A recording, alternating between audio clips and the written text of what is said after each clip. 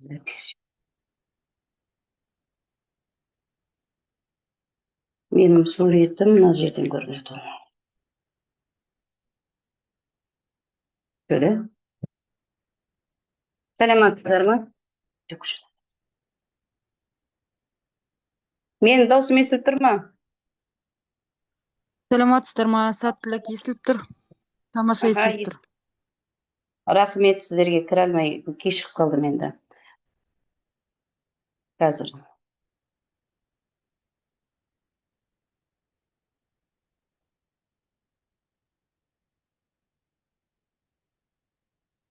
Бүгінгі біздің талқылайтын мәселеміз менің әдістемелік құралым оқу сауаттылығын бағалауға арналған тапсырмалар жинағы тақырыбындағы әдістемелік құралды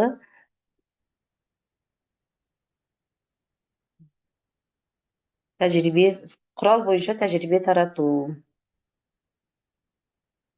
Так, принять деп жатыр қазір менікі. Принять етіп алайын. Енді бұл құралдың өзектілігі өздеріңіз білесіздер, жақсы. Бізде бірыңғай тест бар, ұлттық бірыңғай тест бар, және оқушыларды пәндік олимпиадаларға дайындау тапсырмалары бар. Аралық емтихандарға дайындау барысында өмірде маңызды рөл атқарады, себебі PIS дейміз ғой, например, PISA деп айтамыз да, онда да бізде көбінесе тапсырмалар ұлттық сауаттылық тестіне байланысты.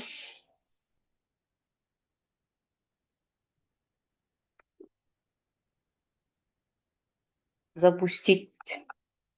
Не могу запустить, наверное, принять все дейді. Кірді. Сонымен бұл әдістемелік құралдың өзектілігі оқу сауаттылығы мектеп бағдарламасында да, ұлттық бірыңғай тест және оқушылардың пәндік олимпиадаларға да, немесе біздің жыл бойы алатын аралық емтихандарға дайындау барысында да өте пайдасы зор, маңызды рөл атқарады. Өйткені бұл тапсырмалар сыни ойлау қабілеттерін дамытуға және ақпараттарды түсініп тиімді жұмыс істеуге көмектеседі. Сондай-ақ бізде 15 жасар балалардың да кіретін PISA, PIS бағыттары бойынша тапсырмалардың барлығы оқу сауаттылығына байланысты берілген тапсырмалар. Бұл бізде оқу сауаттылығын бағалауға арналған тапсырмалар жинағының өзектілігі. Енді бұл әдістемелік құралдың басқа әдістемелік құралдан өзгешелігі қандай? Бүгінгі жастардың өмір талабына сай бәсекеге қабілетті сыни тұрғыда ойлайтын, түрлі жағдайлардан шыға білу дағдыларын қалыптастыратын тапсырмалар енгізілген. Оқушылар шынайы өмірде кездесетін құжаттар, жарнамалар, хабарламалар сияқты мәтіндерді талдайды және ондағы ақпараттарды түсініп, өмірде қолдана алуына мүмкіндік жасайтын тапсырмалар берілген. Енді бұл әдістемелік құралдың күтілетін нәтижесі қандай? Тапсырмалар жинағын оқу тапсырмаларын орындату барысында пайдалана отырып, оқушылардың мәтінді түсіну деңгейін арттыруына, сыни ойлау қабілетін дамытуға, ақпаратты іріктеп,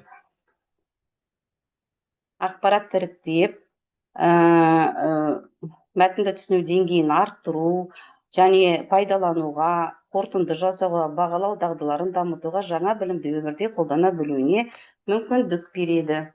Енді сіздер мына бір тапсырмаға көңіл бөлсеңіздер, бұл әдістемелік құралда 3 түрлі мәтін берілген. Бұнда тұтас емес және аралас мәтіндермен берілген тапсырмалар. Енді қарайықшы, бұл жерде қандай мәтін түрі берілген?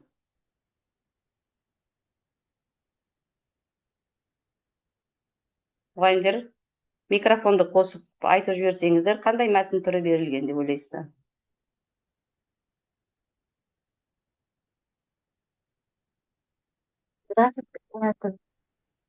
Жақсы. Енді қараймыз, осы мәтінге бір көз жүгіртіп шығыңыздар. Өйткені мына ақпараттар бойынша қазір кішкене бір тапсырма орындап кетеміз. Аха. Енді қараңыздар, иә, мәтінде барлық ақпарат берілген. Енді бірінші тапсырмаға көңіл бөлсек. Да.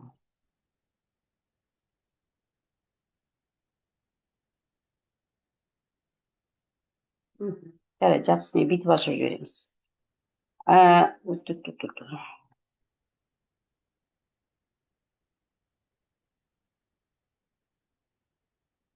Я принимаю. Так, бірінші тапсырма. Неге ашылмайды тұр? Жақсы, бірінші тапсырмада былай дейді.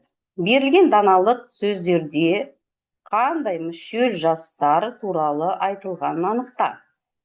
Оқып шығамда, болар бала 13-шінде баспын дейді, болмас жігіт 25-те жаспын дейді.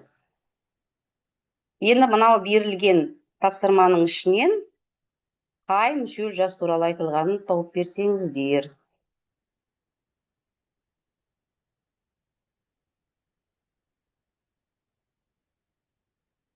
Болар бала Ер 13-шінде жете бастау. Айта беріңіз.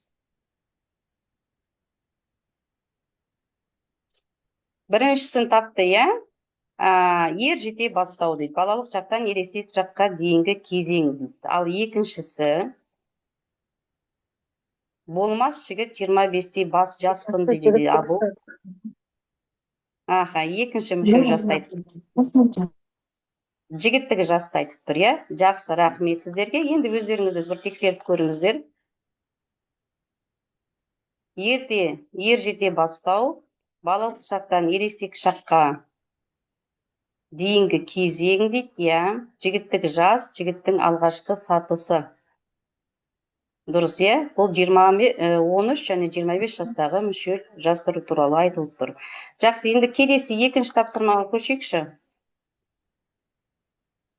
Енді қараймыз. Мынау тапсырмаға қарайсыз да. Тұрғындарды істеп отырмын. Бос орынды толтырыңыз дейді. Қазақ халқының адам жасын есептеу үлгісінде мүшел жас бар дейді. Қанша мүшел жас бар дейді? 8. 8, иә? Осы тапсырманы мен оқушыларға жасатқан кезде, оқушылардың мысалға ақпаратты түсіну ғой енді бізде бастысы. Сонда кейбір балалар мысалға мынау бірінші мүшелмен ең соңғы мүшелге қарады, 8 жас деп атады, иә? Ал кейбір оқушылардың қателіктері қандай болды? Олар 13 жасты, 25 жасты, 37 жастынан барлығын қосып, үлкен сан шығарды енді. Немесе кейбіреуіне басынан бастап бір мүшелмен соңғы 8 мүшел деген сөзге мән бермей, наны бірден санай бастады. Сондықтан бұл жерде бізде бағалау критериялары бар ғой, сол кезде біз не істейміз? Жылдамдықты да, сыни ойлауды да барлығын қарастырамыз ғой. Сондықтан жаңағы менің әріптесім 1-ден 8 мүшел бар деп атады, дұрыс. Өйткені ол кісі соңғы 8 мүшел деген жазуды ақпаратта анықтап қарады, иә? Жақсы. Екінші, енді ақыл тоқтататын кез жаста орын алады дейді. Ақыл тоқтататын кез қай жаста орын алады? Қарап жіберсеңіздер.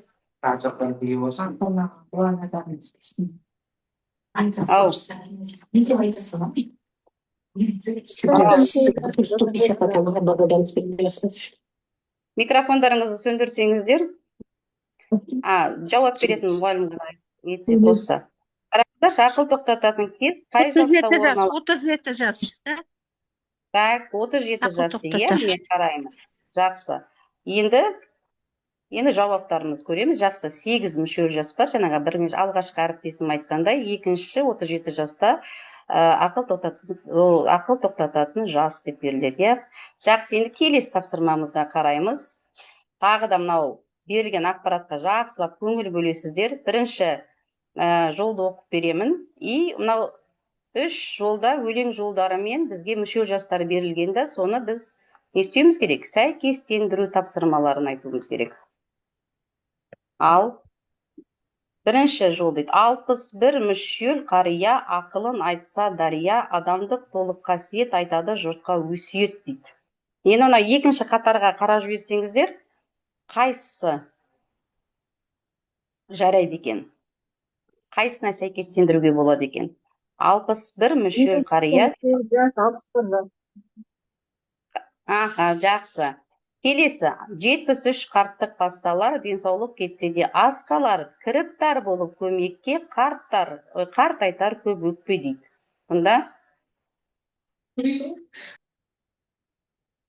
73 қарттық басталар. 73 жоқ. Ақыл тоқтату жаңа сіз 37 жас деп айттыңыз ғой.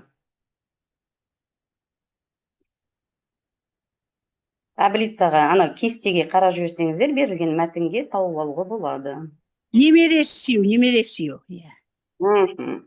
Так, басы дегенмен Берген таблицаңызға қарасақ, ақыл тоқтату 37 жас, 3-ші мүшел деп жазып тұр ғой. Жоқ. Біз екінші мені қараңызшы, 73 қарттық басталар, денсаулық кетсе аз қалар. Кіріптар болып көмекке қарт айтар көп өкпе дегеніміз, үш жолдың қайсына жатады? Қарттықтың басы ғой. Қарттықтың басы дейді. Жақсы.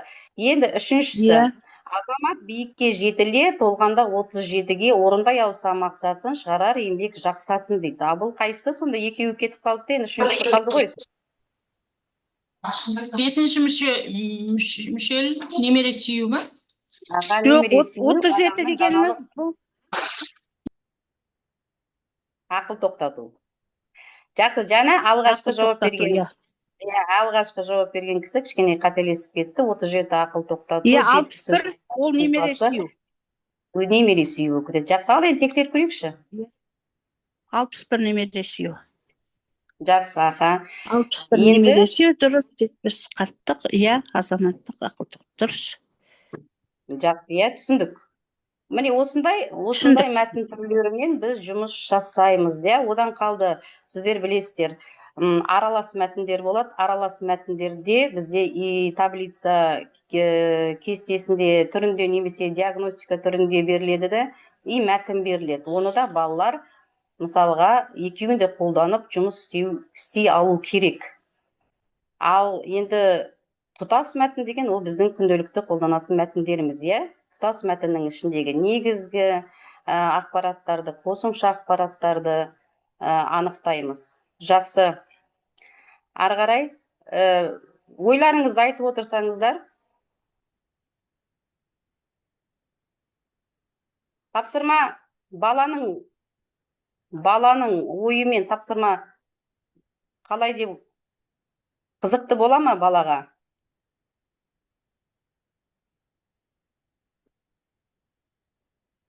Әріптестер, берілген тапсырма балаларға қызықты бола ма екен?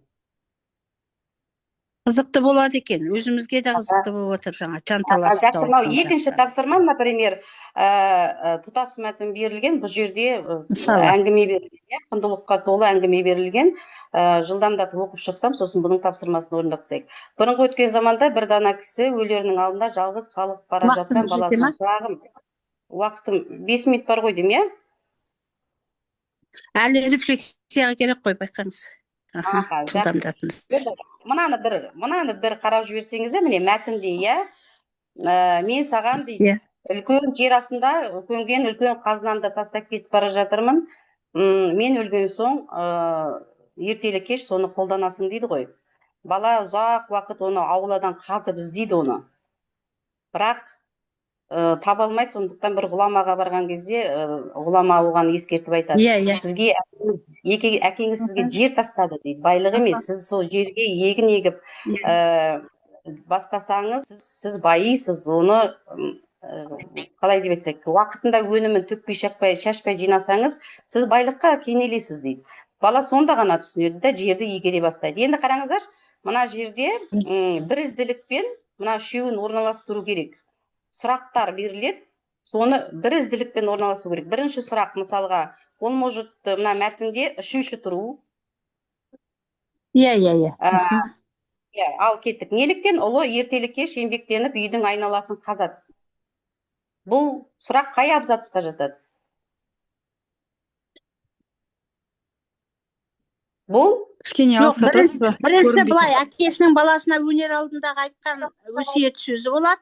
Екінші, Аха, неліктен жақсы. ұлы кеш еңбектен ертелі кешке. Үшінші, әкесінің мирасқа қалдырған мұрасының не екенін түсіндірген жаңағы ғалым ғұлама адам болады. Сонда бірінші Б, екінші А, үшінші Ә ма? Жақсы, өте бір не әріптес екенсіз. Белсенді әріптес екен. Біздей адамдармен жұмыс жасап жатсақ. Енді Дұрыс бұндай па? мәтіндермен түрлі әдістерді қолданып жұмыс жасауға болады. Солай ғой. Оқу сауаттылығына Солай, берілген жақсы екен, тапсырмалар, қызықты екен. әрине, оқу сауаттылығына берілген тапсырмалар әрдайым балаға қызықты болу керек, сол кезде ғана орындайды. Ал енді әріптестер, мынау уақыт шектеулі бізде. Сондықтан маған айтып жіберсеңіздер, бүгінгі тапсырма бойынша ойларыңызды айтсаңыздар, мынау әдістемелік құралға енген тапсырмалармен сіздермен бөлістім, сіздерді тыңдаймын.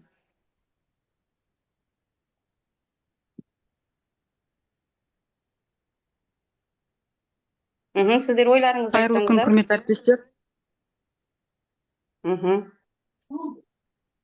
Қарақат Айта Қайырбековна, сіздің мынау жаңа біраз уақытыңыз ұйымдастырушылықпен кетіп қалды ғой. Сондықтан уақыт тығыз қарап отырсақ, мынау берілген сіздің слайдтарыңызға бәріне қарап отырмын да, жаңағы тапсырма үлгілері бәрі өте жақсы, қызықты.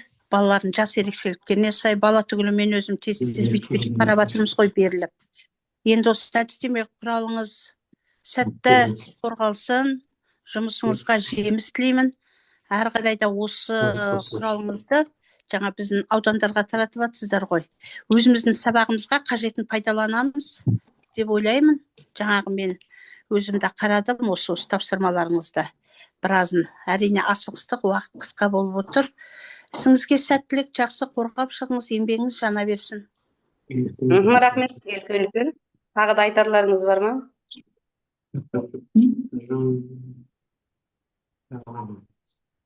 Тағы да кім ойын жеткіземін дейді.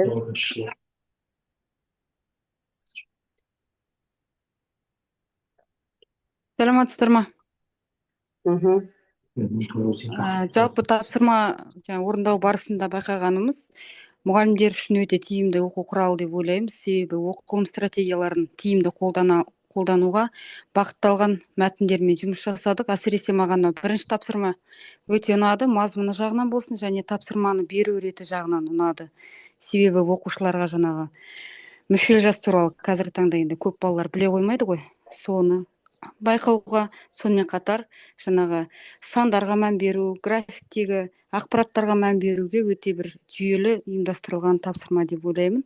Келешекте осы әдістемеңізді бізде қолданып, мазмұнды, тұжырымды идеяларыңыз әрі қарай да жалғасын таба берсін деген тілек айтқым келеді. Рахмет көп. Үлкен рахмет сіздерге.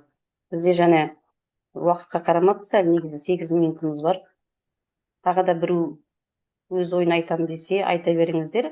Енді мынау бізде уақытымыз бар ғой, сондықтан келесі бір. Саламатсыздар ма? Саламатсыз ба? Саламатсыздар ма? Жұмысыңыз, оқу әдістемелік құралыңыз өте сәтті орындалған, ойластырылған. Өйткені бұл жаңағы бізде келетін PISA тесттерде өзіңіз айтып кеттіңіз, және де өткенде ғана осы емтиханда да біз көрдік, барлығы осы оқу сауаттылығына бағытталған жұмыстар болды. Соған жетелеуде өте тамаша әдістемелік құрал екен. Өзімнің көңілімнен шығып отыр, қызықты тапсырмалары, және де құндылықта бір жағынан өте күшті рөл атқарып тұр. Мәтіндер өте жаңағы қазақи, бір жағынан тәрбие, бір жағынан құндылық, бір жағынан оқу сауаттылығы. Сәттілік сізге, тамаша. Үлкен рахмет сізге. Енді уақытымыз бар екен, 5 минут. Қараңыздаршы, міне келесі тапсырмада да дәл осы мәтінді, бірақ бұл жерде гауһартас әдісін қолдануға болады.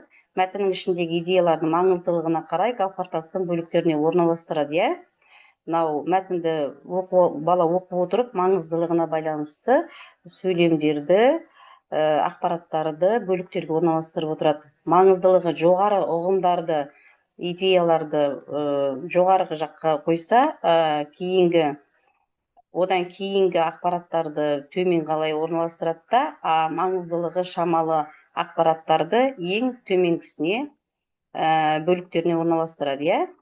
Мысалға, бүйтіп қарасаңыз, жауап ретінде, оқушы ретінде мен жазып қойдым сіздерге: әкесі мен баласының сөйлесуі, әкесінің өсиеті, бұл маңызды, иә.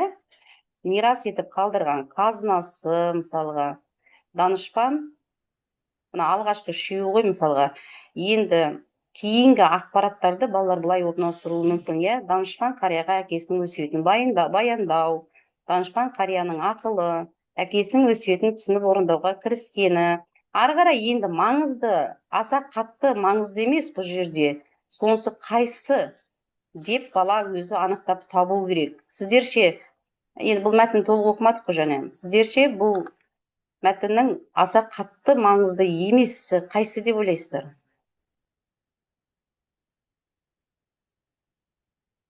Қазынаны іздеуі ме?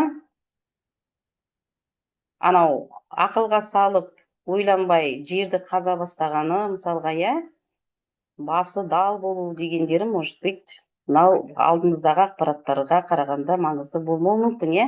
Енді одан кейін біз балаларды оқу сауаттылығына байланысты дайындағанда біз не істейміз? Балаларды сөйлетеміз ғой. Әр сабақта бізде өзіміз тыбырдың өзінің міндеті, ол баланың тілін дамыту, иә. Сондықтан сабақтың соңында біз немен аяқтаймыз мәтінді? Мәтінді талдағанда әңгіме мазмұнына қандай қорытынды шығаруға болады деген сұраққа жауап іздейміз, иә. Сонда балалар өздерінің пікірлерін айтады, пікірлерін өздері дәлелдейді. Одан қалды ол пікірлеріне мысал, аргументтер келтіре отырып қорытындылайды, иә. Ол бізде енді біздің айтуымызша ол попс дейміз, немесе төрт сөйлем дейміз, иә. Солай ғой.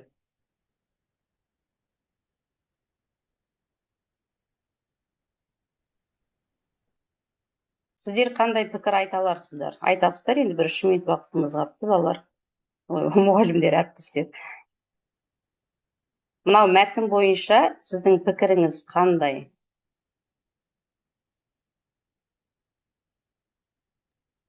Саламатсызбы, Қайрат Қайырбековна. Мына жерде чатта әріптестер пікір қалдырыпты.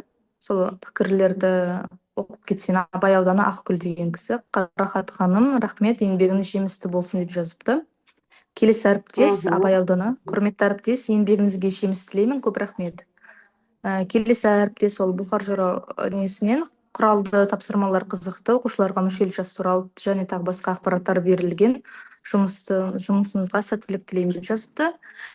Келесі жаңа сіз Гаухартас әдісі туралы айттыңыз. Сол әдіс бойынша әріптес пікір қалдырыпты. Гаухартас әдісі маңыздылық аймағын ескере отырып орналастыруға өте тиімді пайдаланған деген және пікірлер сізге осы әріптестер қалдырыпты. Жақсы, рахмет әріптес.